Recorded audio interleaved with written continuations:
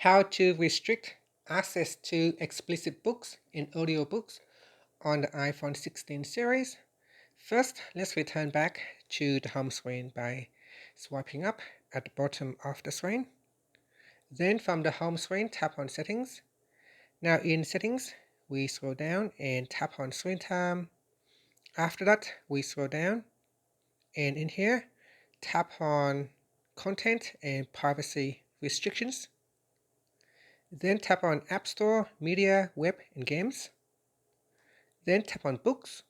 From here, if you want to restrict access, you can choose Clean.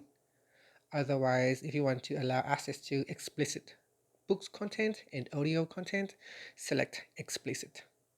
And that's it. After, you can tap on the back key or swipe up to return back to the home screen.